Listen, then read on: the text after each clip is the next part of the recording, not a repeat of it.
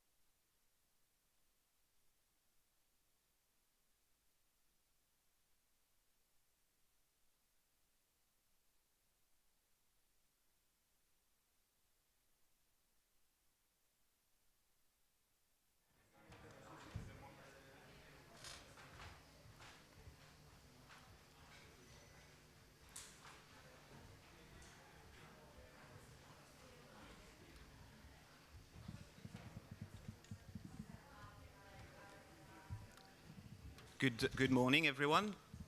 My name is Christophe Dupin. I'm FIAF's Senior Administrator. Thank you so much for joining us for the very first in-person launch of the new expanded edition of Harold Brown's Physical Characteristics of Early Films as Aids to Identification, since it was released last November. Let me tell you that it is a book that is very, very dear to our hearts. Not least because it was, well, it's been a long time in the making since Camille Blot-Wellens, the mastermind behind this all this, proposed the project to FIAF and the FIAF Technical Commission back in 2014. So, before we do anything else today, I would like to publicly express my immense gratitude to Camille for her sheer enthusiasm for this project, incredibly hard work over the last few years at all stages of the research, writing, coordination, and production of the book. Its success before anyone else is hers, so thank you, Camille.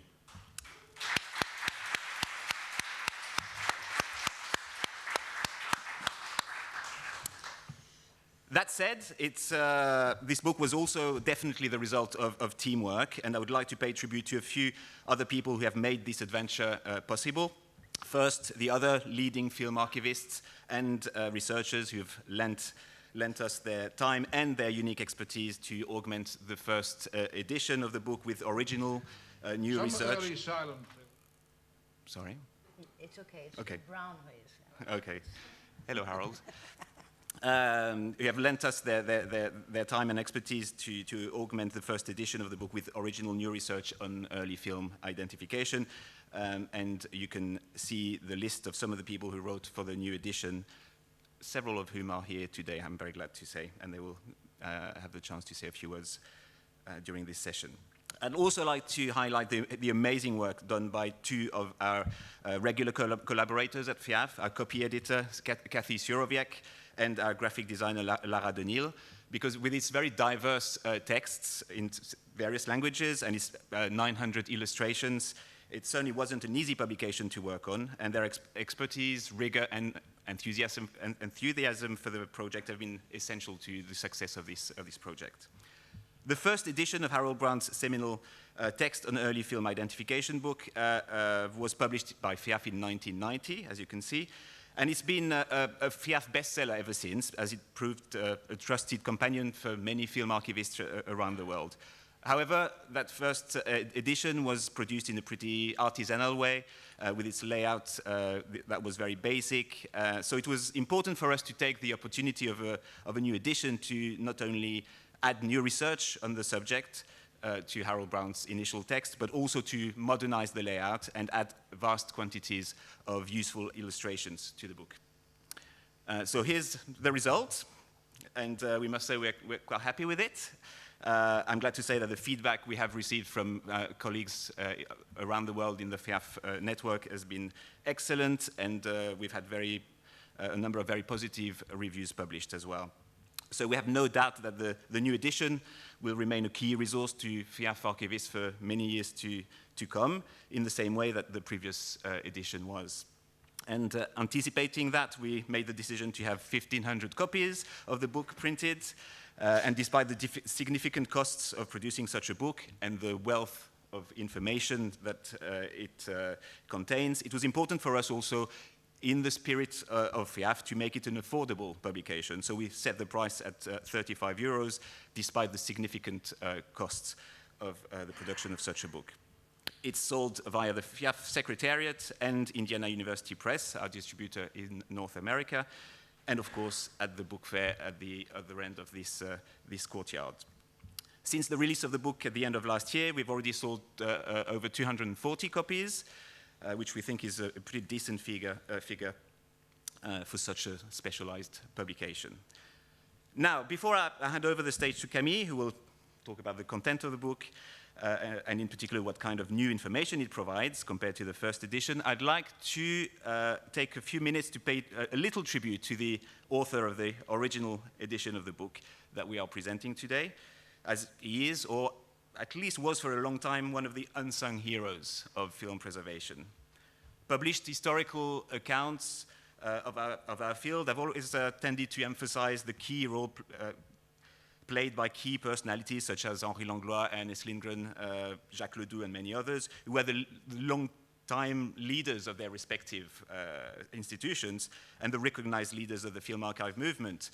But we must also celebrate, I think, the technicians and archivists who have helped them build from scratch some of the most modern film archives in the world, at a time when film preservation of the fragile medium of film was an entirely new and unrecognized activity, and when everything about it had to be invented from scratch or adapted from other fields. And I think Harold Brown was very much one of these people, perhaps the first one. Few personalities in the film preservation and archiving field have had their entire career, life even, so intrinsically intertwined with the technological development of this field as Harold Brown has. Hired by the BFI at the age of 15 as an office boy in 1935, he retired from the same institution as a highly respected film preservation officer some 49 years later, and his incredibly generous contribution to the international community of film archives went on for many years after that. Yet the young Harold was perhaps not destined to the pioneering film archive technician and to become the pioneering film archive technician and respected teacher that he eventually became. Born in 1919, he was raised in London's East End and left school at the age of 14 after failing to obtain a scholarship to go to the county secondary school. So in March 1935, then aged 15, he answered the job ad in the daily paper for the position of office boy at the British Film Institute, which had been established 18 months earlier. And as you can see in the letter on the right, he was hired. Less than 2 months later, the National Film Library was founded, and Ernest Lindgren, its first curator, took the young recruit with him to collect the first film acquisitions. Harold did not receive any formal training, since there was none available at the time, of course, about film preservation, but he quickly picked up basic technical skills from the weekly lectures he attended at the British Kinematograph Society, and from the projection booth of the Forum Cinema, located below Charing Cross Station, where he was sent to learn how to project films. When war broke out in September 1939, the government immediately issued a new regulation stating that all nitrate films should be moved out of central London. So Lindgren found a stable in the village of Aston Clinton, Buckinghamshire, obtained permission to purchase that place, and by the end of 1939, the first 6 vaults had been built, and Harold Brown lodged with the Lindgrens in Aston Clinton, where they retreated for the duration of the war. In 1942, Lindgren and Brown realized that some of the early nitrate films in their collections were showing signs of stickiness. So with the help of Kodak engineers, a clever system of artificial aging tests was devised to predict the imminent disintegration of nitrate film. In the next few years, Harold Brown's main tasks at the archive were to carry out these tests, organize the copying of unstable films, as well as inspect new acquisitions and record their condition. In 1951, he was promoted to the post of Film Preservation Officer, and he published in the British Kinematograph Society Journal the first of his many important texts on film preservation.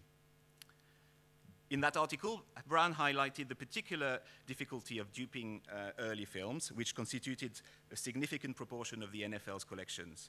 Throughout the 1950s, he spent a significant amount of his working time building a unique step printer, using, among other parts of his childhood Meccano set. The now famous Mark IV printer was improved over time and remained operational for nearly 3 decades.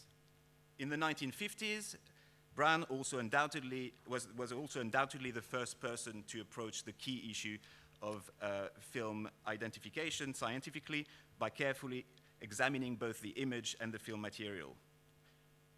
Ernest Lindgren eventually pressed him to write down his findings for the benefit of the entire film archiving field. And in 1957, he finally wrote a 30-page paper, Film Identification by Examination of Film Copies, which he delivered to the delegates of the FIAF Congress in East Berlin, and was and there he was highly praised by his peers.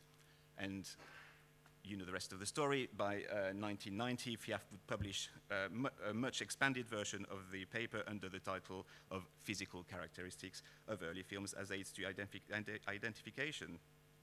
Brown's contribution to the field of film preservation was, of course, not limited to film identification, nor to the premises of the National Film Archive.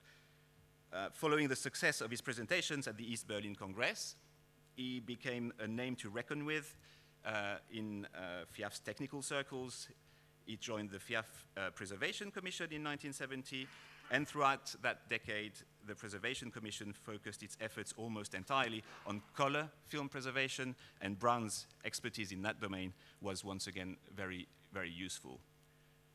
FIAF's Brighton Congress in 1978 and its famous symposium on early cinema also owed a great debt to Brown's expertise. The marathon screening of nearly 600 films over 5 days was partly the result of Brown's long-time interest in identification, rescue, and restoration of the cinema's earliest films. Harold Brown retired from the BFI in 1984, but his professional retirement was not the end of his contribution to the field of film preservation, of course. As generous as he was modest, he devoted the next decade of his life to disseminating the expertise and knowledge he had accumulated throughout his career. He remained a very active member of the Preservation Commission, for which he wrote and published a number of key documents, and he continued to give presentations at FIAF congresses. He also became a tireless teacher of archive technical practices.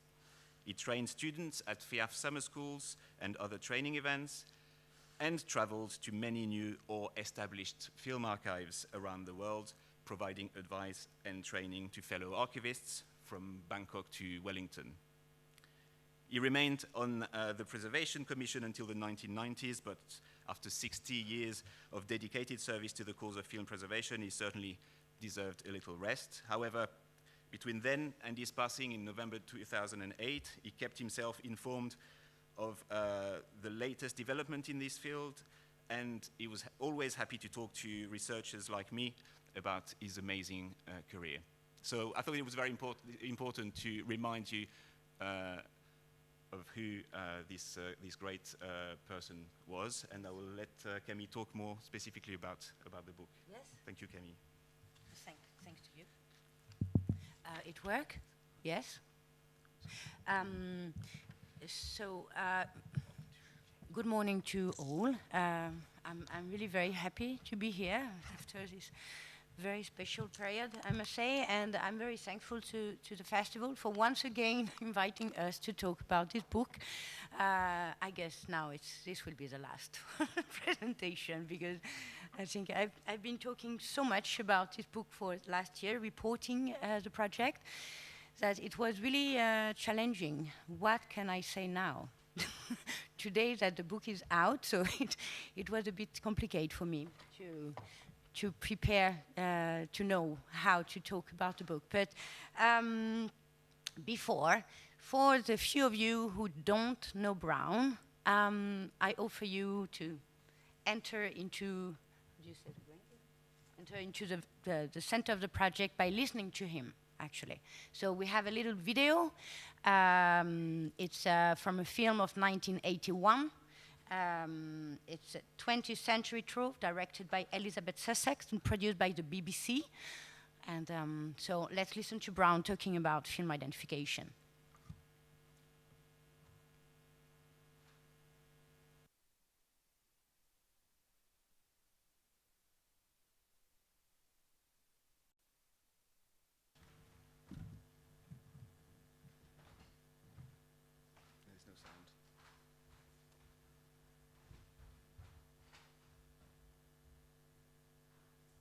There should be sound, of course.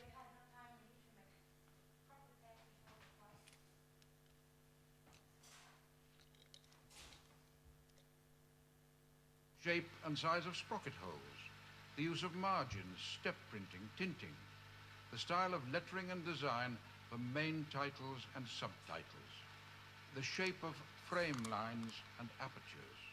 Here is an interesting example of how one can use the detailed characteristics of films to arrive at true identification. Here we have a film which has a title, quite clearly readable.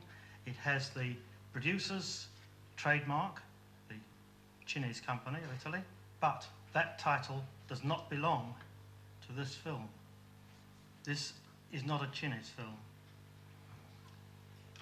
It is characteristic of the Chinese films that the frame has a deeply rounded corner, whereas this has a very sharp corner to the picture. This is an Itala film.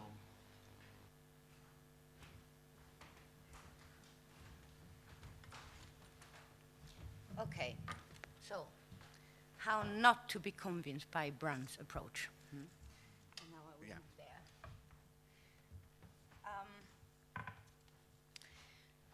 So it's how it all started for me with Brown many years ago. But I'm not here to talk of me. So I'm really happy today that I won't be alone presenting the book. So I thank Christophe for giving you a better idea of Brown's richness and all his contribution, because this identification was only part of his crucial contribution to film archive in general. But we'll also have the pleasure to have with us Martin Korber, who's the head of film collection at the Dutch Kinematheek. I don't know why I introduce him, because you already know him. And who wrote the foreword, and Peter Bagroff also, who is senior curator at the George Eastman Museum and contributed to the book with an essay about Soviet film stock. And I am very happy also to have with us Florian Wrobel, so who is now at Film Archive Austria, but then when a few years ago I was working on the book, he was at the Bundesarchiv, and he so kindly offered me to take a lot of pic of Orvo. This book is really made of the contribution of people. What you have there is what people accepted to do, to share. So often I have questioned why you don't talk about this film stock and why you don't talk about this, but because no one offered to share their knowledge. So what you have here is what people accepted to share. So for who have worked with this book, and now you all know that it was published in 1990, that it really became a crucial tool for archivists who struggled to identify early film, but it was also used, for instance, in labs to try to date some film stock. So it really became an everyday life tool in the archive, and it looked like this. You had all the text together. The illustration was gathered at the end of the book. It was not always so easy to use, actually, because you had to go and back, forward. And as Christophe said, despite the will in 1986 to publish an update of this fantastic paper that Brown presented in 1967 in Berlin, in East Berlin, the idea was to illustrate it with quality photograph. I'm sure, I mean, they did the best they could, but the quality was not always so good. And honestly, for working a lot with the book, sometimes I really wondered what Brown meant, because I didn't see what he was mentioning. So I was like, what am I missing? And when I started working on the original of the pics for this new edition, it was a revelation. And finally, I understood and was like, yes. So a significant part of this work was to think how to present Brown's text and illustration, how to make it easier to refer to, how to help understanding his way of thinking, and how to enrich some of the information, all this staying faithful to Brown. So as comparison, these are exactly the same pages of the 1990 edition, but in the 2020 edition. So the first step was to insert illustration within the text. This was absolutely crucial.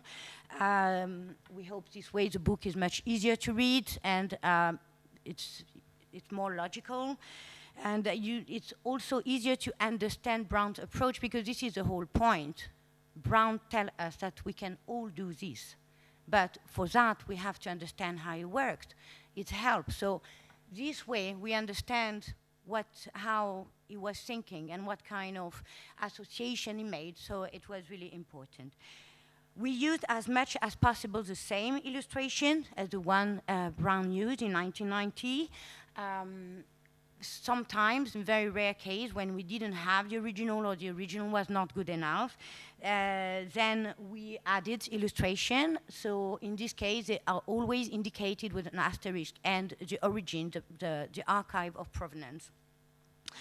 And we also decided that all the information that was added to the part of Brown would be in footnote only. So we never touch Brown's text directly, for one exception, but it's here, you don't see it, but so. It was important to show what he knew at the period and respect this knowledge.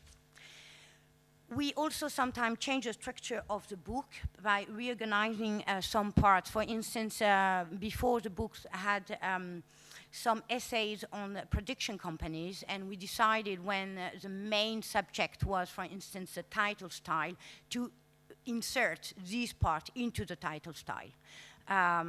We thought that it would be easier to use. But but the essay about Hepworth, for instance, remained separate because it was too diverse. You had too many topics. And so we really took the opportunity there to improve the illustration, because I don't know if this is one of the things I always wonder what he meant.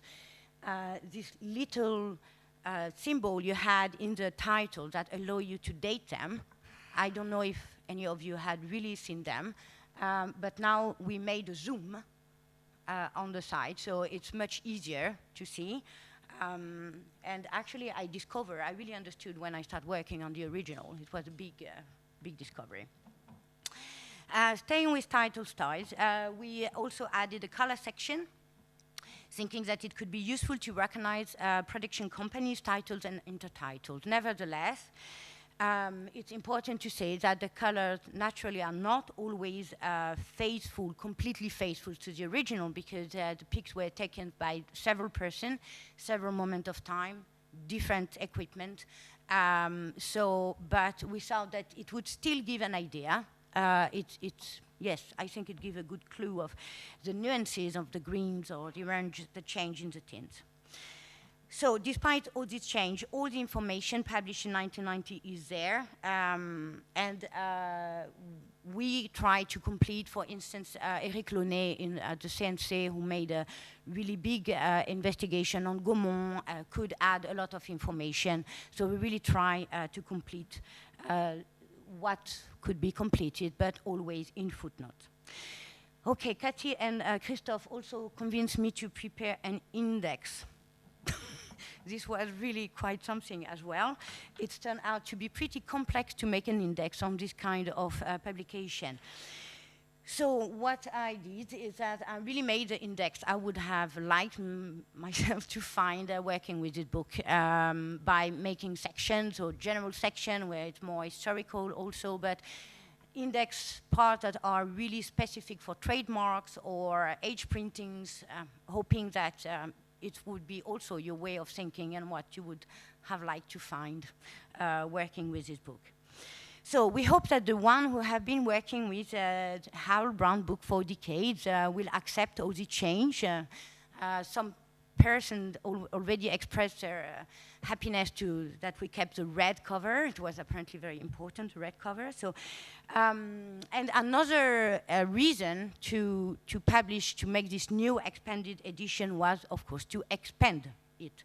So, and it's with this idea in mind that I started talking with the technical commission, knowing that some people knew more, and it was important to share what we knew with all the community, with very much Brown spirit, in a way.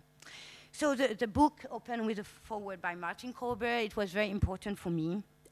Martin is really one of the person who tried to gather more information about film stock and who integrated Brown's approach, I think, in his work at the archive. And it also, I've learned a lot from Martin for many years now. So I was very happy that when he accepted to write the foreword. Christophe Dupin, who, as you could see, made a really studied life biography of Brown. So it was great to have this, to have an opportunity to give really an idea of all the contribution. And I wrote a part about the genesis of the book, of Brown's book, by his project, not mine. So I hope that this introduction and contextualization allow to better understand and better appreciate Brown's contribution. So as you already know, I contacted several archivists and experts to contribute. So the one you have on the screen are the one who accepted. Some accepted and after said no, other never answered, and one offered himself. So this is the result, the first part of the result. So we really kept first part Brown, second part new contribution, and the first part of the second part is production company, early film companies. So we have now more information to identify more production companies and date more film materials or titles. So for instance, now it will be easier to differentiate a Parnaland film from a Gaumont film, or to date an Eclipse film, thanks to the catalog number, which is on the intertitles, and in this case we are in May 1912 for Unidil Montmartroise. Or even recognize a Pathé production duplicated on Eastman film stock and edited into a film with intertitle from other production company, thanks to the frame style of the Pathé film and some numbers that are written in the frame line, and this number had to do with stencil technique to introduce the color. And this was a nod to Brown, naturally, that you can't always trust the intertitles and you have to check the physical characteristic. The second part of the second part is composed by film stock manufacturers, and maybe this part represented for me the most urgent part, because some archives, corporate archives, already disappeared, and the people who know are retiring or already retired. So it was really a matter of time, and we had to be very quick on this one. So if Harold Brown, for instance, had noticed a change in the age printing introduced by ACFA and allowed to situate the manufacturing of the film stock before after 1924, it is now possible to date ACFA film stock year by year, and in this case, we know that this film stock was manufactured in 1928. Regarding film stock manufactured by Pathé, the same, Harold Brown could understand the codes by studying newsreel, but it was mainly print, he was right, negative follow another logic, and we could find this logic in the archive, the corporate archive. So now we can also date pathé negative, and in this case, so the number which is in white, because it's a photograph from the neg, was manufactured in November 1924.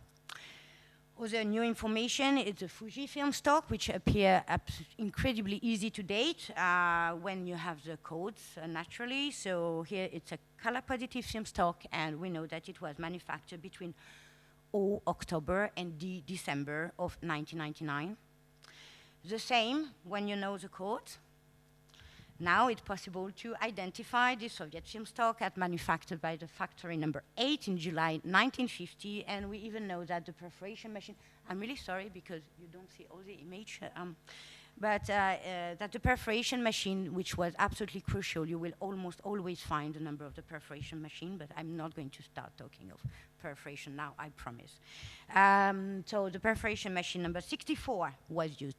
So these are only a few examples of what new information you can have in the book. And okay, it's not only early films, as you can see, Fuji but we had the feeling that Brown really opened the door by studying Kodak film stock. So we thought that we were not betraying his approach.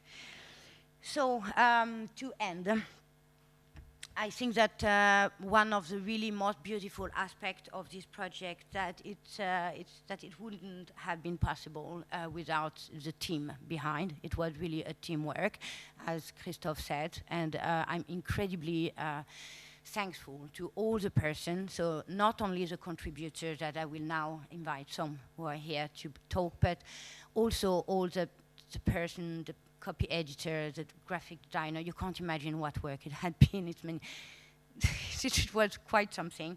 So, and of course, last but not least, the publisher as well.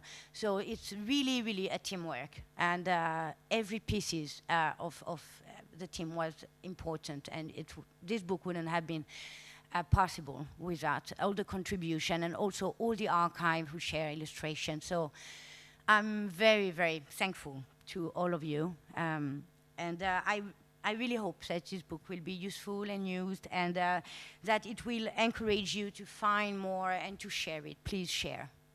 Let's share what we know. We don't know enough to have the luxury or keep it for ourselves. So now I will call Martin, if you want to join me on the stage, to talk a little bit about the book and what it meant. I don't know if I stay here or I should stay, okay?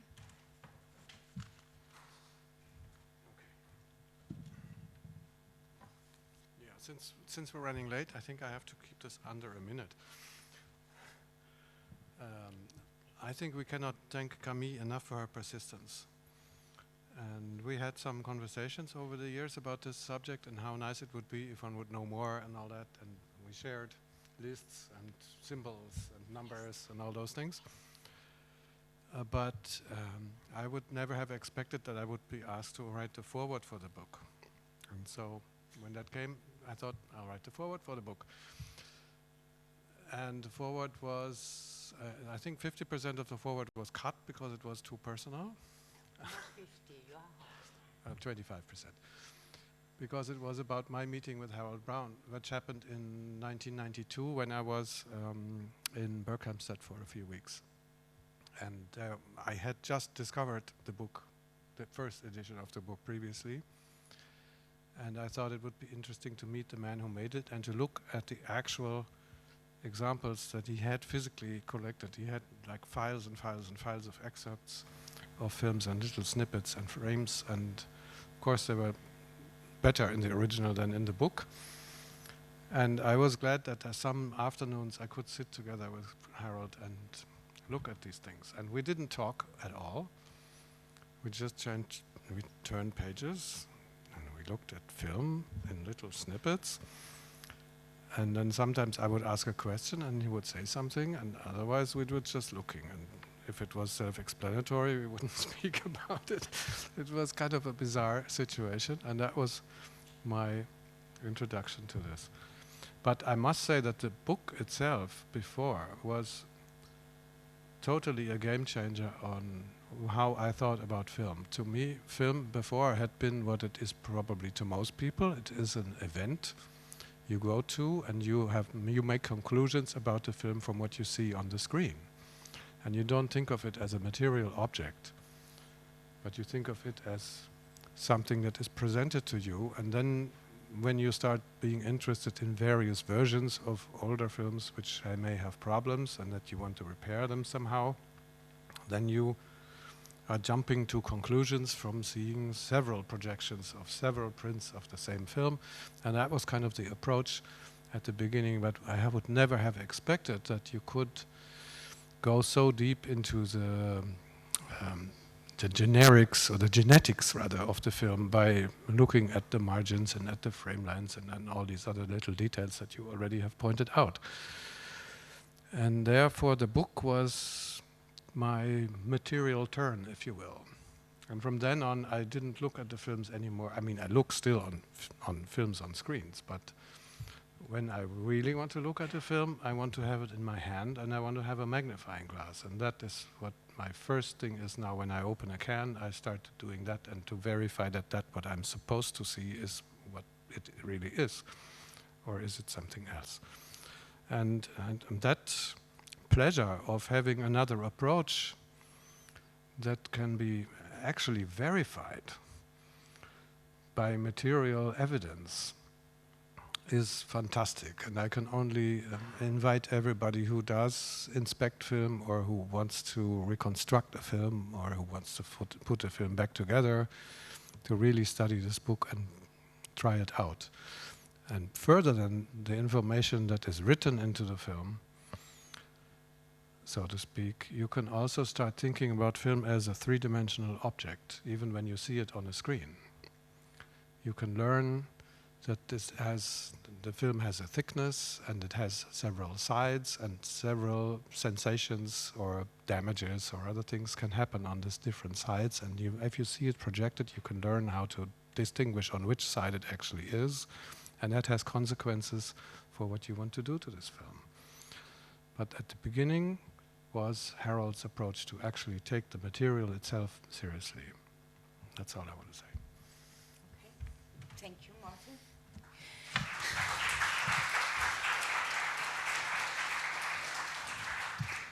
Peter, do you join me on the stage?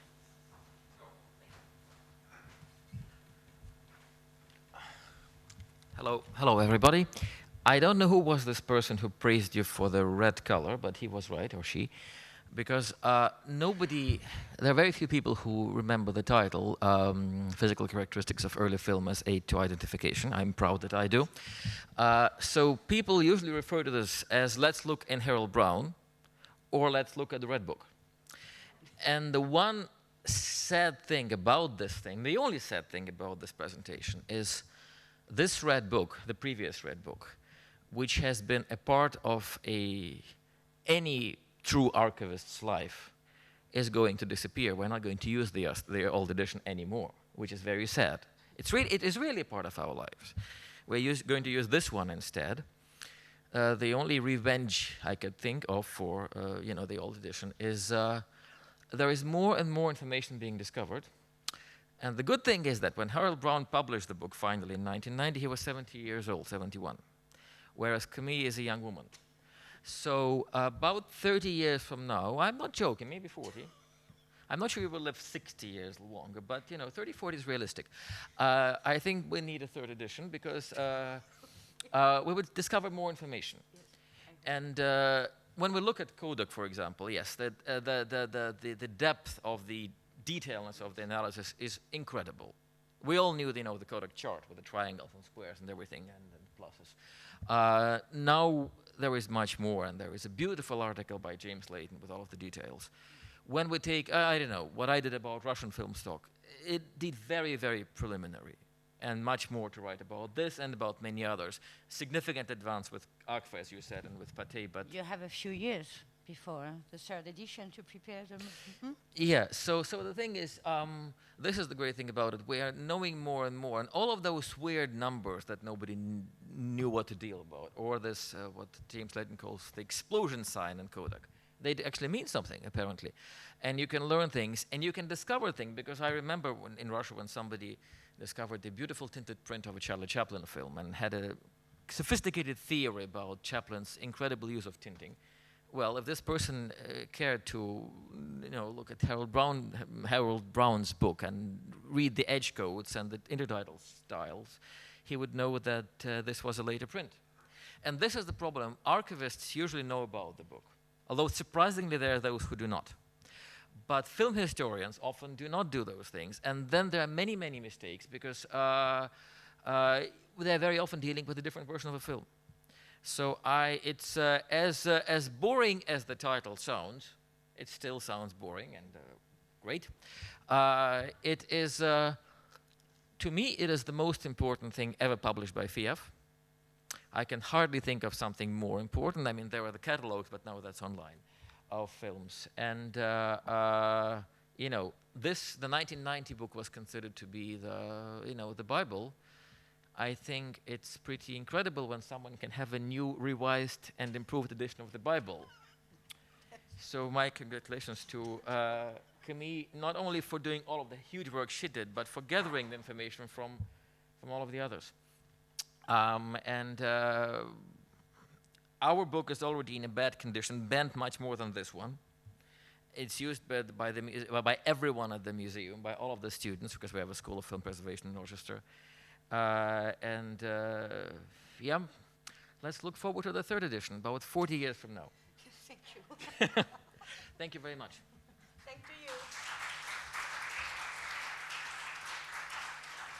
Time for question, or do we have time for question, or 5 minutes? So, welcome back. Thanks. Do you have any questions? With a what? Sorry? When we will replace the red book with the machine learning technology.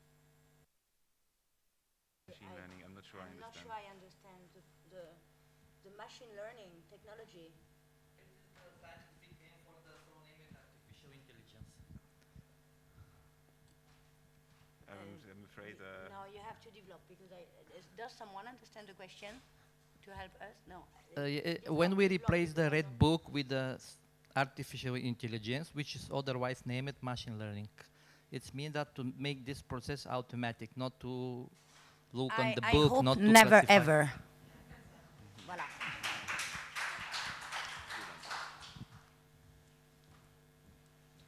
Other question?